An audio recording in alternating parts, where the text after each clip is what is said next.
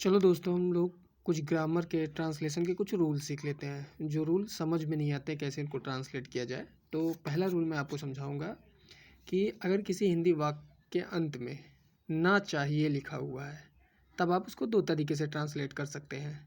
पहला है subject should, verb की फर्स्ट फॉर्म, फिर ऑब्जेक्ट लिख के, या subject ought to plus verb की फर्स्ट फॉर्म और ऑब्जेक्ट लिख के। ये वाला हम तब प्रयोग करेंगे जब ये चार केस होंगे, जैसे नैतिक की बातें, बाध्यता की बातें, ईश्वरीय कथन की बातें, या अवश्य चाहिए हो। तो शुड वाले से बेहतर होगा कि हम आर टू वाले का प्रयोग करें। चलो कुछ एग्जाम्पल के माध्यम से इसे समझते हैं। जैसे पहला उदाहरण है हमारा, प्रधानमंत्री को यहाँ आना चाहिए। तो अब इसको हम कैसे ट्रांसलेट करेंगे। यहाँ सब्जेक्ट प्रधानमंत्री है तो हम लिखेंगे the prime minister should come. और यहाँ की स्पेलिंग मुझे यहाँ हेयर लिखनी चाहिए थी, तो मैं यहाँ हेयर लिख देता हूँ। ये हेयर हो गया, ये इसका ट्रांसलेट हो गया। ये सामान्य वाक्य है, ये हमारा जो है सामान्य वाक्य के लिए होता है। ये सामान्य वाक्य के लिए होता है। अब देखिए दूसरा ट्रांसलेशन हम लोग सीखते हैं। आपको अपने माता पिता का सम्मान करना चाहिए। देखिए सम्मान करना चाहिए अपने माता पिता का, ये नैतिक बातें हो गई। तो शुड से ज़्यादा बेहतर होगा कि हम इसका प्रयोग करें। अगर हम शुड का प्रयोग कर लिए तब भी गलत नहीं माना जाएगा।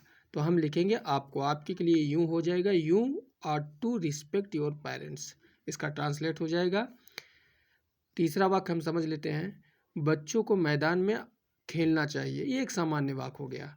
तो अब यहाँ पे सब्जेक्ट क्या हो गया, चिल्ड्रेन, बच्चे। The children should play in the ground. पहले सब्जेक्ट लिखेंगे, फिर शुड लिखेंगे, और फिर प्ले इन द ग्राउंड। क्योंकि इन सब वाक्यों में आखिरी में ना चाहिए है, तो ये वाला रूल हम फॉलो करते रहेंगे।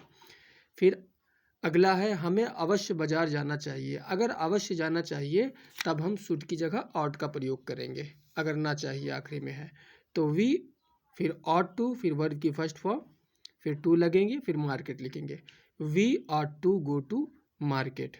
फिर पांचवा कथन है, हमें ईश्वर में विश्वास रखना चाहिए। अगर ईश्वरीय कथन कोई है तो शुड से ज़्यादा बेहतर होगा हम ऑट टू का प्रयोग करें। अगर वाक्य के अंत में ना चाहिए होता है तो हमें ईश्वर में विश्वास रखना चाहिए। ये हो जाएगा we are to believe in God, या फेथ इन गॉड भी कर सकते हैं। तो दोस्तों हमने क्या सीखा, हमने ये सीखा कि अगर किसी वाक्य के अंत में ना चाहिए है, जैसे यहाँ पर है ना चाहिए, क्रिया वाला ना चाहिए, ना चाहिए, और यहाँ पर भी ना चाहिए है और ना चाहिए है, तो इसका ट्रांसलेशन हम इस तरीके से करेंगे। बस हमें याद रखना है कि सामान्य रूल के लिए ये, अगर सामान्य रूल के अलावा नैतिक की बात आती है, कंपल्सन यानी कंपलसरी की बात, बाध्यता की बात, ईश्वरीय कथन की बात, और अवश्य चाहिए है, तो हम इससे ज़्यादा बेहतर होगा इसका प्रयोग करें। इसका प्रयोग कर लेते हैं तब भी हमारा गलत नहीं माना जाएगा।